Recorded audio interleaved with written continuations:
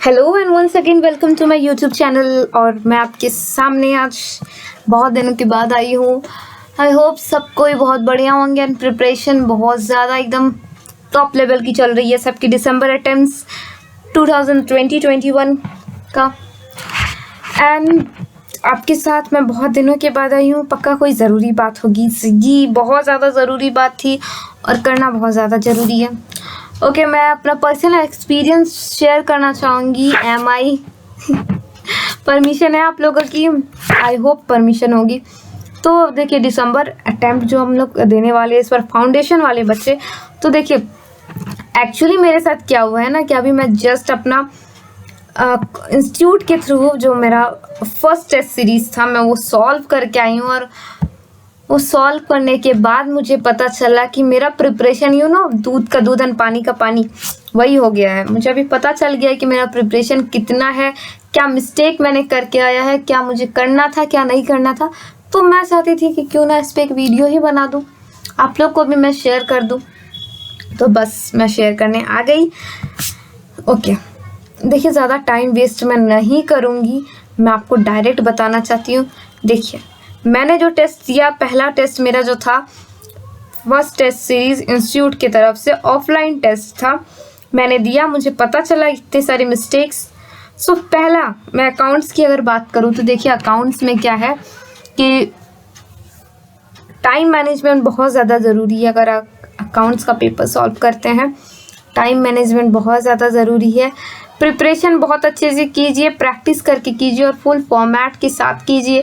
ये नहीं कि अगर जैसे मैं पार्टनर्स कैपिटल अकाउंट बना रही हूँ तो मैं वहाँ पे डेट की तो ज़रूरत नहीं है, कोई बात नहीं, पर्टिकुलर्स ABC वो पूरा अच्छे से लिखना पड़ेगा। क्योंकि वहाँ जब एग्ज़ाम में हम डायरेक्ट जाके लिखते हैं ना, यहाँ पे आदत तो एकदम रहता नहीं है लिखने का।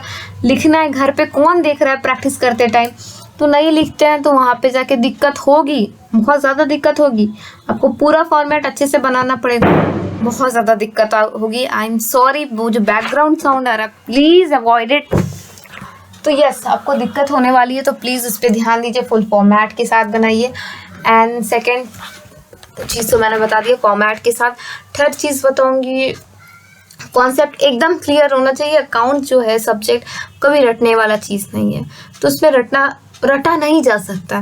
तो आपको एकदम कॉन्सेप्ट बहुत अच्छे से क्लियर होना चाहिए। मेरा क्या होता है ना कि एक दो मेरा वीक चैप्टर्स था तो मैंने इसको मैं सोची ऐसे ही छोड़ो ना, नहीं करते चल जाएगा, तो चलेगा बिल्कुल भी नहीं। जब तक कॉन्सेप्ट क्लियर नहीं होगा आप एक एक आंसर को कितना रट के जाओगे। वहाँ पे अगर पूरा क्वेश्चन ही चेंज कर दिया तो कॉन्सेप्ट क्लियर रहेगा, कोई भी क्वेश्चन दे दे कोई भी चैप्टर से आप अच्छे से सॉल्व कर सकते हैं, ये मुझे पता है। मॉक टेस्ट सॉल्व कीजिए, टाइम मैनेजमेंट हो जाएगा, पूरा आपको एक आदत सी बन जाएगी। आप खुद से पहले प्रिपेयर होके जाओगे अपने एग्ज़ाम के लिए, बहुत अच्छा होने वाला है। इतने सारे क्वेश्चंस रोज रोज मॉक टेस्ट सॉल्व करने के लिए क्वेश्चंस भी चाहिए साक्षी, क्वेश्चंस कहाँ से मिलेंगे तो मैं आपको लास्ट में बताऊंगी। वीडियो के एंड तक रहिएगा मेरे साथ, मैं आपको लास्ट में बताऊंगी क्वेश्चंस कहाँ से मिलेंगे। ओके, अब लॉ की मैं बात करती हूँ। देखिए, मैं कुछ लिख के नहीं बताऊंगी, मैं बहुत ज़्यादा लेजी हो चुकी हूँ। मैं चाहती हूँ थोड़ा सा आप मेहनत आप कीजिए, पेन पेपर लेके आप आई होप वीडियो स्टार्ट करने से पहले ही बैठ गए होंगे। नहीं बैठे हैं अभी लेके बैठ जाइए। अब प्लीज़ जो अगर लगता है इम्पोर्टेंट है तो आप लिख सकते हैं, अदरवाइज़ कोई बात नहीं, चलते हैं आगे बढ़ते हैं। लॉ में देखिए सबसे पहला चीज़ तो अच्छे से कॉन्सेप्ट प्रोविजंस याद होने चाहिए। खिचड़ी वहाँ पे जाके पकाएंगे हम कि हाँ ऐसे वैसे कहानी बना देंगे, स्टोरी बनाने से नहीं चलेगा। इसीलिए पहला चीज़ तो ये हो गया, अच्छे से हर एक प्रोविजंस याद होनी चाहिए। दूसरा चीज़, अगर आपसे आंसर पूछ रहा है क्या X को 1000 रुपीज़ एज अ क्लेम मिलेगा Y से यस और नो, तो पहला आपका स्टेटमेंट यस और नो में होना चाहिए। उसके बाद क्यों, कैसे, क्या, नीचे में प्रोविजंस आपको डालने हैं तो अब नीचे प्रोविजंस डालिएगा। लेकिन पहला स्टेटमेंट, ओपनिंग स्टेटमेंट तो एटलीस्ट यस और नो से ही करना है, क्योंकि जो चीज़ एग्जामिनर को चाहिए अगर वो ढूंढ रहा है और उसको मिल नहीं रहा है तो आपके मार्क्स पे इफेक्ट पड़ेगा, बहुत जोर रिजल्ट पे इफेक्ट पड़ने वाला है। इसीलिए to the point straightforward answer दीजिएगा, वहाँ पर घुमाने की ज़रूरत नहीं है। वेटेज के हिसाब से एकदम अच्छे से 2 मार्क्स का क्वेश्चन है तो 2 मार्क्स जैसा ही आंसर लिखना है। अगर 2 मार्क्स का क्वेश्चन पूछ रहा है आपसे, आप वहाँ पे अगर 6 मार्क्स वाला लिख के आते, 2 पेज लिख के आ रहे हैं, कुछ नहीं होने वाला है आपको मार्क्स, तो उसके लिए कुछ एडिशनल नहीं मिलने वाला है। ऊपर से आपका स्टेशनरी, आपका टाइम, आपका एनर्जी, साथ में आप एग्जामिनर को इरिटेट करके आ रहे हैं जो आपका कॉपी चेकआउट कर रहे हैं। तो प्लीज़ ये चीज़ गड़बड़ एकदम नहीं करना है। रोज़ क्या करना है, मैं जैसे करती हूँ, रोज़ क्या कीजिएगा, 10 क्वेश्चन, 5 क्वेश्चन आपकी कैपेसिटी के अकॉर्डिंग लॉ का आप रोज़ इसको याद कीजिए और रोज़ एक कॉपी में लिखते जाइए। लिखने से क्या होगा, आपको एग्ज़ाम ओरल नहीं देना, ना आपको MCQ बेस पे देना है, आपको सब्जेक्टिव, ये पूरा पेपर सब्जेक्टिव है यार। तो प्लीज़ इस पर ध्यान दें और फुल ऑन तैयारी पे लग जाइए। ये बहुत टाइम है, इसके लिए भी मॉक टेस्ट ज़रूरी है, टाइम मैनेजमेंट भी इसमें ज़रूरी है। क्यों टाइम मैनेजमेंट ज़रूरी है, 2 पेपर है आपका इसमें, आप BCR को इग्नोर नहीं कर सकते हैं। आप उसके लिए अलग से बस आधा घंटा लास्ट का रखिएगा, सोचिएगा हम पूरा उसको BCR को सॉल्व कर देंगे। आई एम सॉरी, आप BCR में फेल होने वाले हैं, दिमाग में अगर ऐसा बात है तो। क्यों, क्योंकि मेरे साथ हुआ है, मुझे पता है अच्छे से। मैंने लास्ट का 30 मिनट्स रखा था BCR के लिए। देखिए आपको एट द स्पॉट कुछ चीज़ें सोचनी पड़ती हैं। आप आर्टिकल्स लिख रहे हैं, आप रिपोर्ट राइटिंग लिख रहे हैं, एट द स्पॉट आप सोच के इसको लिखते हैं। तो थिंकिंग के साथ आपका हाथ पैर सब, हाथ चलता है, पैर तो नहीं चलता है। तो उसी टाइम आप लिखते भी हैं और सोचते भी हो। तो टाइम अगर नहीं रहेगा तो दिमाग पे प्रेशर बनेगा और प्रेशर बनने से आप ना अच्छे से सोच पाओगे, ना अच्छे से लिख पाओगे, अब सब छोड़ के आ जाओगे। और जैसे वोकैबुलरी वाला चैप्टर है, डायरेक्ट इनडायरेक्ट कम्युनिकेशंस, इसमें क्या है ना, 1-2 बार रीड करना है, दिमाग में ऑटोमेटिकली वो सेट होते जाएगा। 6 से 7 बार आप अगर अच्छे से पढ़ लिए हैं ना उस चीज़ को, तो वो जैसे वोकैबुलरी, अपोजिट, सिनोनिम्स, एंटोनिम्स, जो ये सब जितने भी है, तो उसको अच्छे से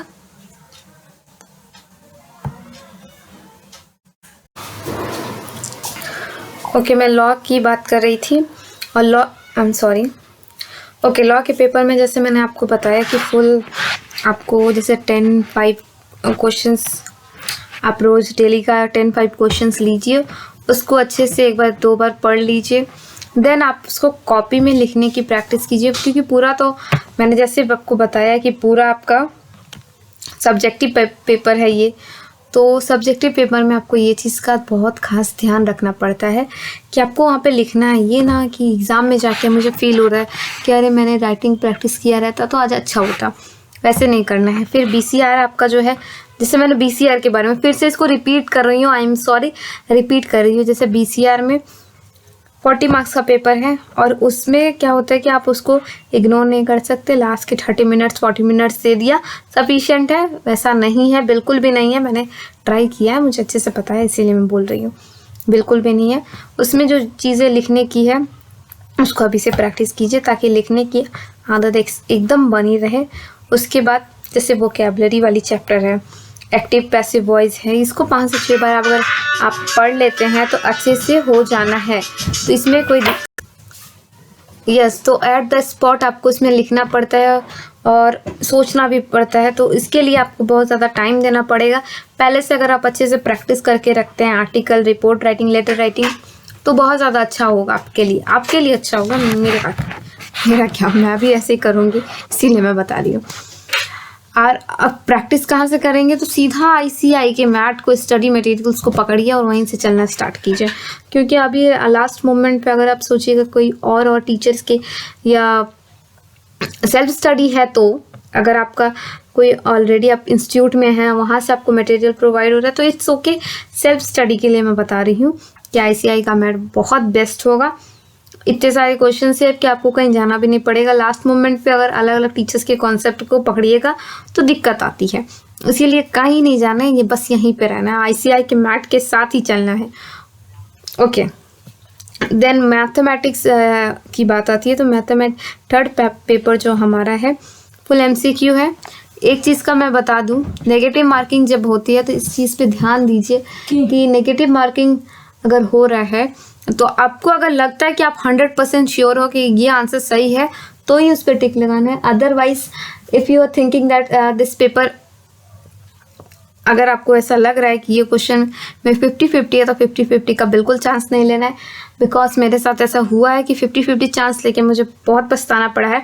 नेगेटिव मार्किंग में अगर आप पासिंग मार्क्स ले आते हैं, आपका नेगेटिव मार्किंग की वजह से आप फेल हो जाओगे, ऐसा भी नौबत आ सकता है।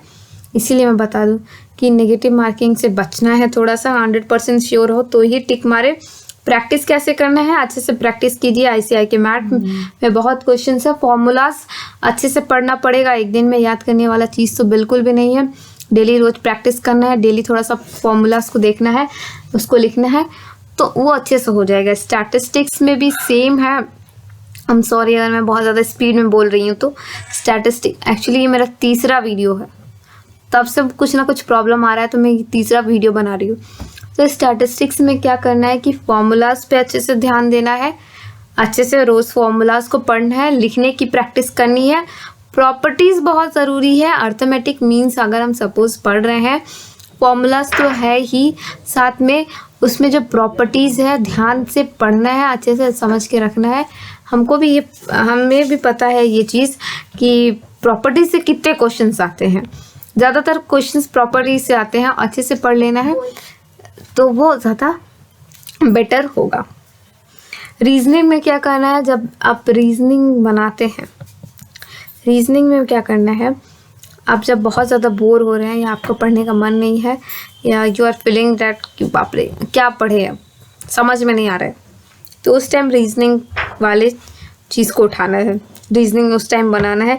उसमें भी कुछ छोटे छोटे कॉन्सेप्ट है, ईस्ट कहाँ है वेस्ट कहाँ है ये पता है आपको तो बहुत अच्छा, बट कहीं डाउट है तो उसको क्लियर करके रख लेना है। जैसे सीटिंग अरेंजमेंट में कि anti clockwise, clockwise, blood relation, ये सब चीज़ें अच्छे से एकदम दिमाग में फिट कर लेना है। उसके बाद आप रोज़ रीजनिंग का प्रैक्टिस करें।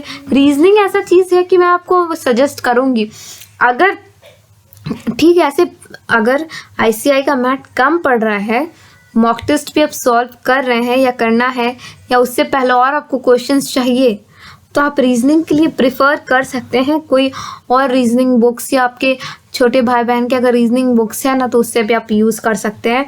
क्योंकि बहुत ज़्यादा हाई स्टैंडर्ड लेवल ऐसा कुछ नहीं होता है, उसमें आप यूज़ कर सकते हैं। जैसे मैं बता रही हूँ, मैं अभी क्या यूज़ करने वाली हूँ, मेरी जो छोटी बहन का NCO नेशनल साइंस ओलंपियाड में कुछ रीजनिंग्स रहते हैं, या मैथ्स वाले में भी रीजनिंग्स रहते हैं, तो उसको भी सॉल्व कर सकते हैं आप, क्योंकि रीजनिंग में ऐसा कुछ है नहीं, तो आप उसको वहाँ से भी सॉल्व कर सकते हैं। बस कॉन्सेप्ट क्लियर होना चाहिए, उसके बाद आप कहीं से भी रीजनिंग उठा के सॉल्व कर सकते हैं। बहुत ज़्यादा अलग से टाइम देने की कोई ज़रूरत नहीं है रीजनिंग को। जब आपका फ्री टाइम हो तो आप रीजनिंग सॉल्व कीजिए। होप मैंने जितना कुछ बताया। अब मैं इकोनॉमिक्स के बारे में बताना चाहूँगी। इकोनॉमिक्स एंड BCK जो है ये MCQ है, इसमें भी फिर से मैं बोलूँगी 100% श्योर होने पे ही टिक करना है, अदरवाइज नेगेटिव मार्किंग में मार्क्स ना चला जाए, प्लीज़ ऐसा नहीं करना है। तो इस पे भी ध्यान देना है। MCQ पैटर्न है, कोई दिक्कत आने वाली नहीं है। 2-3 बार अपने चैप्टर को अच्छे से अगर पढ़ लिया है तो बस अब आप MCQ को सॉल्व कीजिए। MCQ को अच्छे से पढ़िए और रटना नहीं है। अच्छे से अगर आप सेंटेंस को समझ के पढ़ रहे हैं तो आपको बहुत जल्द याद हो जाएगा और आप कभी भूलोगे भी नहीं। उसके बाद एक और चीज़ मैं बता दूं, या नेगेटिव मार्किंग वाली मैंने बात बता दी। कुछ न्यूमेरिकल्स रहते हैं इकोनॉमिक्स में, तो वो न्यूमेरिकल्स अच्छे से क्लियर करना है, क्योंकि सेम तरह के ही न्यूमेरिकल्स हर बार पूछे जाएंगे। तो क्यों ना कि हम एक ही बार में अच्छे से न्यूमेरिकल्स को कर लें। तो न्यूमेरिकल्स करना बहुत ज़रूरी है, क्योंकि छोटे मोटे ही आएंगे लेकिन आएंगे ज़रूर। फिर करंट अफेयर्स की अगर बात करूँ तो देखिए, करंट अफेयर्स की इसीलिए बात कर रही हूँ क्योंकि BCK या इकोनॉमिक्स में कुछ करंट अफेयर्स से भी पूछ लेता है 4-5 मार्क्स का। तो आप उसके लिए क्या कीजिएगा, इकोनॉमिक्स टाइम्स को पकड़िए, अच्छे से इसको रीड कीजिए, रीडिंग भी अच्छी हो जाएगी, आपका वोकैबुलरी भी बहुत अच्छा हो जाएगा। देन आपको 4-5 मार्क्स की वजह से आप कहीं क्या बोलते हैं, ऑल इंडिया रैंक 1 से आप पीछे ना हो जाओ, इसीलिए आप उसको अगर पढ़िएगा तो 4-5 मार्क्स का आपको वहाँ से मिल जाएगा, न्यूज़पेपर से मिल जाएगा। और रोज़ न्यूज़पेपर पढ़ने में क्या ही जाएगा अपना। जैसे हम व्हाट्सएप एंड फेसबुक को स्क्रॉल करते हैं, वैसे हम डेली न्यूज़पेपर को भी 5-10 मिनट के लिए अगर स्क्रॉल कर ले, आई मीन रीड कर ले, तो कुछ होने जाने वाला नहीं है। लेकिन बेनिफिट्स बहुत ज़्यादा मिल जाएंगे, वेस्ट ऑफ टाइम बिल्कुल भी नहीं है। प्लीज़ उसको कर लेना है। एंड उसके बाद क्वेश्चंस मैंने बताया था कि साक्षी इतने ज़्यादा क्वेश्चंस कहाँ से मिलेंगे रोज़ मॉक टेस्ट पेपर सॉल्व करने के लिए। इधर बोला भी जा रहा है कि दूसरे प्रैक्टिस बुक्स को भी प्रेफर नहीं करना है। करे तो करे क्या, तो कुछ नहीं करना है, सीधा ICI के ऑफिशियल वेबसाइट पे जाना है। मैं फाउंडेशन के बारे में सब कुछ बता रही हूँ, इसीलिए मैं यहाँ पे फाउंडेशन लेवल का ही सब कुछ खोल के रखी हूँ, उसी का सिलेबस। जैसे फर्स्ट पेपर हमारा है, इसके लिए मुझे क्वेश्चन पेपर चाहिए। आप देख रहे हैं ना, question paper for practice, revision, test papers. देखिए इतने सारे क्वेश्चन पेपर्स है। फिर इसके बाद 1 second, mock test paper, question papers, फिर सजेस्टेड आंसर्स भी दिए रहते हैं। अगर आपके सेल्फ स्टडी कर रहे हैं, आपके पास कोई रेफरेंस बुक नहीं है क्विक रिवीजन के लिए, या आप नहीं लेना चाहते हैं दूसरे राइटर का या ऑथर का, तो कोई बात नहीं, आप ICI ये भी आपको प्रोवाइड करते हैं। मैंने इसका पढ़ा हुआ है रिवीजन, मैं मैथ्स का प्रेफर कर रही हूँ यहाँ से रिवीजन के लिए। तो बहुत अच्छा है, बहुत प्रिसाइज वे में उन्होंने पूरा रिवीजन बुक को प्रिपेयर किया है, तो बहुत अच्छा आप यूज़ कर सकते हैं। सेम ऐसे लॉ के लिए भी दिया है, बिजनेस स्टडी बोल रही हूँ, मैथमेटिक्स के लिए यहाँ पे ज़्यादा क्वेश्चन पेपर्स नहीं है, एंड इकोनॉमिक्स के लिए भी नहीं है। दो मॉक टेस्ट पेपर है, बट कोई बात नहीं, अगर आप ICI के मैथ को पूरा अच्छे से पेपर को सॉल्व कर रहे हैं तो आपको कुछ दिक्कत नहीं आने वाली। इसीलिए मैं बार बार ICI कर रही हूँ, क्योंकि एक तो आपका 30-40% का क्वेश्चन यहीं से रहेगा। आप अगर ये सारे क्वेश्चन पेपर सॉल्व करके जाते हैं, उसके बाद आपको यहाँ पे सजेस्टेड आंसर दिए हैं, तो आपको पता चलेगा कि ICI किस वे में हमसे आंसर चाहती है हम, तो आप वो भी कर सकते हैं। आपको सब चीज़ का नॉलेज होगा, टाइम भी अच्छे से मैनेज करना सीख लीजिएगा। अगर सेल्फ स्टडी है तो बहुत अच्छे से प्लीज़ मॉक टेस्ट पेपर्स को सॉल्व कीजिए। And all the best December attempts वालों सबको। और आई होप कि आप लोग हम लोग सबको ये बहुत अच्छे मार्क्स से पास हो जाए, बट फर्स्ट अटेम्प्ट ही हमारा लगे, सेकेंड अटेम्प्ट की नौबत भी ना आए। And thank you so much for listening me, and thank you so much, take care, bye bye.